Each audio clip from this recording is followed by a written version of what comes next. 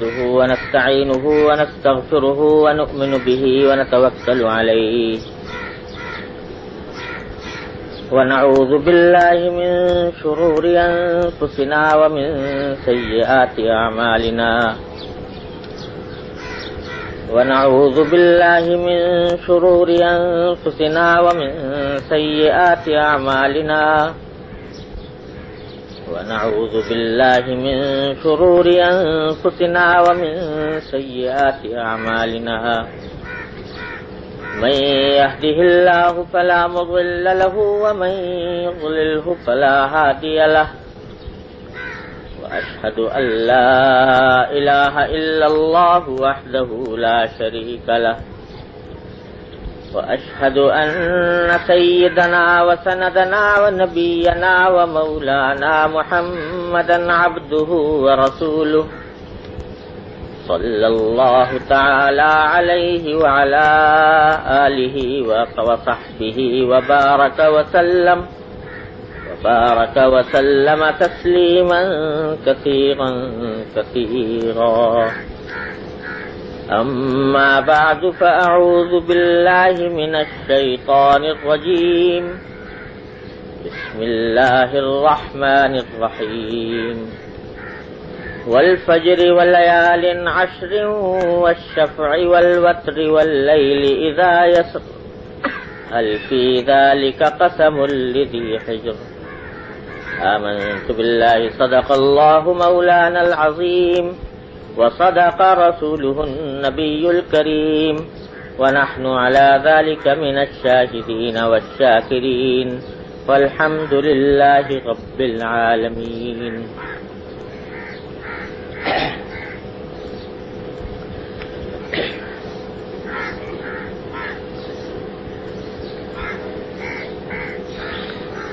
آج ایک عرصے دراز کے بعد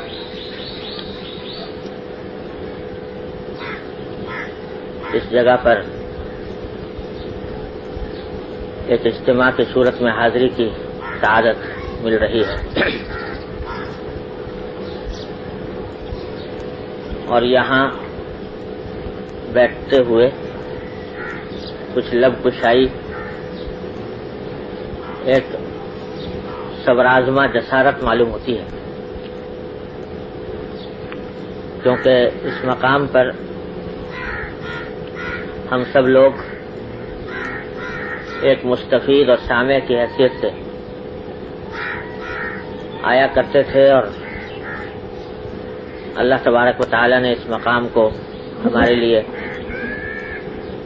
ایک مینار نور بنایا تھا، جہاں سے اللہ تبارک و تعالی کے فضل و کرم سے دین کے حقائق و معارف حضرت والا قدس اللہ سرہ کی زبانی سننے اور سمجھنے کا موقع ملتا تھا۔ اس مقام پر جہاں ایک سامع اور مستفید کی حیثیت میں حاضری ہوتی تھی، وہاں کسی واعظ تقریر یا بیان کی صورت میں لب کشائی صبرآزما معلوم ہوتی ہے، لیکن واقعہ یہ ہے کہ ہمارے پاس جو کچھ بھی ہے اللہ تبارک و تعالیٰ کے فضل و کرم سے وہ حضرت والا قدس اللہ سرہ کا فیض ہے، اور جو بات دل میں آئے یا زبان پر آئے وہ بھی حضرت والا قدس اللہ سرہ کا فیض ہے۔ یہ ان کی عنایت، ان کی شفقت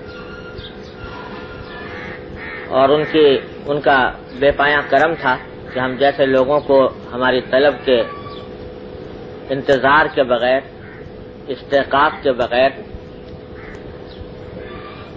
بار بار کر کے وہ باتیں سنا گئے، کانوں میں ڈال گئے اور دل میں بٹھا گئے، جو انشاءاللہ رہتی دنیا تک محفوظ رہیں۔ اس لیے اپنے برادر مکرم حضرت جناب محترم بھائی حسن عباس صاحب دامت برکاتہم کے حکم کی تعمیل میں یہ صبرآزما فریضہ ادا کر رہا ہوں ماشاءاللہ حضرت مولانا محمد یوسف لدھیانوی صاحب دامت برکاتہم، اللہ تعالیٰ ان کے درجات بلند فرمائے، وہ ہمیشہ یہاں پر مہینے کے پہلے جمعہ میں بیان فرماتے ہیں، وہ ماشاءاللہ اس کے اہل بھی ہیں۔ حضرت بھائی حسن عباس صاحب نے فرمایا کہ ان کے حج پر جانے کی صورت میں آج تم کچھ باتیں بیان کر دو، تو ان کے حکم کی تعمیل میں یہ چند گزارشات پیش کر رہا ہوں۔ اللہ تبارک و تعالی اس کو اخلاص کے ساتھ بیان کرنے، اخلاص کے ساتھ سننے اور اس پر عمل کرنے کی توفیق عطا فرمائے۔ کیونکہ ذی الحجہ کا مہینہ شروع ہو چکا ہے، عشرہ ذی الحجہ کا آغاز ہے، اس لیے خیال ہوا کہ کچھ باتیں اسی عشرہ ذی الحجہ سے متعلق عرض کر دی جائیں۔ یہ عشرہ جو یکم ذی الحجہ سے شروع ہوا اور 10 ذی الحجہ کو جس کی انتہا ہوگی، یہ سال کے 12 مہینوں میں بڑی ممتاز حیثیت رکھتا ہے، اور یہ جو سورہ ہم کے پارے میں سورہ والفجر ہے، والفجر ولیال عشر، اس میں اللہ تبارک و تعالیٰ نے 10 راتوں کی قسم کھائی ہے، اور قسم کھانا باری تعالیٰ کو کسی بات کا یقین دلانے کے لیے قسم کھانے کی ضرورت نہیں، لیکن قسم کھانا یہ اس شے کی حرمت اور عزت پر دلالت کرتا ہے جس شے کی قسم باری تعالیٰ کھائے۔ تو 10 راتوں کی جو قسم کھائی ہے اس کے بارے میں مفسرین کی ایک بڑی جماعت نے یہ کہا کہ اس سے مراد یہ ذی الحجہ کی ابتدائی 10 راتیں، جس سے ان 10 راتوں کی عزت اور عظمت و حرمت کی نشاندہی ہوتی ہے، اس کا پتہ لگتا ہے۔ اور خود نبی کریم سرور دو عالم صلی اللہ علیہ وسلم نے ایک ارشاد میں واضح طور پر ان 10 ایام کی حرمت اور ان کی اہمیت اور فضیلت بیان فرمائی۔ یہاں تک فرمایا کہ اللہ تبارک و تعالی کو عبادت کے اعمال کسی بھی دن میں اتنے محبوب نہیں ہیں جتنے کہ ان 10 دنوں میں۔ ہر عبادت کا عمل، خواہ وہ نماز ہو، نوافل ہو، تلاوت ہو، ذکر یا تسبیح ہو، یا صدقہ خیرات ہو، کوئی بھی عمل عبادت کا اللہ تبارک و تعالیٰ کو کسی اور دن میں اتنا محبوب نہیں جتنا کہ ان 10 دنوں میں محبوب ہے۔ اور یہاں تک فرمایا کہ ان دنوں میں اگر کوئی شخص ایک دن روزہ رکھے تو ایک روزہ 1 سال کے روزوں کے برابر ہے، یعنی ایک دن کا روزہ اتنا اجر و ثواب رکھتا ہے جتنا کہ 1 سال کا روزہ کہ مسلسل آدمی روزے رکھتے اس کا جتنا اجر و ثواب ہوتا، تو ایک دن میں اتنا اجر و ثواب اللہ تبارک و تعالی عطا فرماتے ہیں۔ ابتدائی 9 دن، پہلی تاریخ سے لے کر یوم عرفہ تک۔ اور فرمایا کہ ایک رات کی عبادت، ان راتوں میں ایک رات کی عبادت لیلۃ القدر کی عبادت کے برابر ہے۔ تو ایک رات میں بھی اللہ تبارک و تعالیٰ کے فضل و کرم سے توفیق ہو جائے عبادت کی، تو گویا کہ لیلۃ القدر میں جاگنے اور اس کی عبادت کرنے کی توفیق ہوگی۔ تو اللہ تبارک و تعالیٰ نے اتنا بڑا درجہ اس عشرہ ذی الحجہ کو عطا فرمایا، اور اس سے بڑی اور کیا بات ہوگی کہ وہ عبادتیں جو سال میں اور کسی وقت میں بھی انجام نہیں دی جا سکتی، اللہ تعالیٰ نے ان کی انجام دہی کے لیے اسی زمانے کو منتخب فرمایا۔ حج کی عبادت ایسی عبادت ہے جو سوائے ان دنوں کے اور کسی دن میں انجام نہیں دی جا سکتی، اور عبادتوں کا حال یہ ہے کہ جو فرائض کے اوقات ہیں ان میں، فرائض کے جو مواقع ہیں ان میں آدمی فریضہ ادا کر لے، لیکن بعد میں جب چاہے نفلی طور پر عبادت کر سکتا ہے۔ 5 وقت نماز فرض ہے، اس کے باوجود ان اوقات کے علاوہ جب چاہے نفلی نماز پڑھ لے۔ روزہ رمضان میں فرض ہے لیکن جب چاہے روزہ رکھ لے۔ زکوٰۃ فرض ہے سال میں ایک بار، لیکن جب چاہے صدقہ دے دے۔ لیکن دو عبادتیں ایسی ہیں جن کے لیے اللہ تبارک و تعالیٰ نے وقت مقرر کر دیا، اس کے علاوہ اگر وہ کام کیے جائیں گے وہ عبادت ہی نہیں ہوں گے۔ مثلا حج، کہ حج وہ عرفات میں جا کر ٹھہرنا، مزدلفہ میں رات گزارنا، جمرات کی رمی کرنا، یہ اعمال ایسے ہیں کہ صرف انہی دنوں میں اگر انجام دیے جائیں تو عبادت ہے۔ اور دنوں میں کوئی جا کر ایک دن تو کیا 10 دن بھی پڑا رہا ہے عرفات میں تو کوئی عبادت نہیں، مزدلفہ میں ایک رات نہیں 10 راتیں گزار لے کوئی عبادت نہیں، جمرات 12 مہینے کھڑے ہوئے ہیں لیکن جا کر دوسرے اوقات میں کوئی کنکری مار دے ان کو، کوئی عبادت نہیں۔ اس کے لیے اللہ تبارک و تعالیٰ نے حج کی جیسی عظیم الشان عبادت کی ادائیگی کے لیے انہی ایام کو منتخب فرمایا کہ ان دنوں میں انجام دو گے تو عبادت ہوگی، حج بیت اللہ کا ثواب ملے گا، اور دنوں میں نہیں۔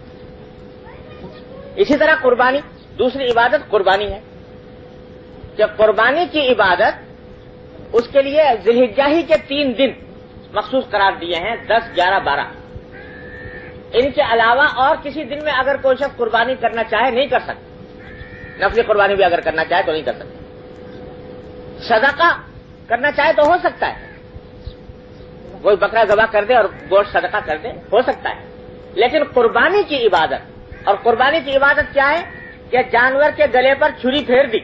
اللہ کے لیے، اللہ کا نام لے کر اللہ کی تقرب حاصل کرنے کے لیے، بس عبادت انجام پا گئی۔ یہ عبادت جو ہے قربانی کی، یہ سوائے ان 3 دنوں کے اور کسی دن میں انجام نہیں پاتی۔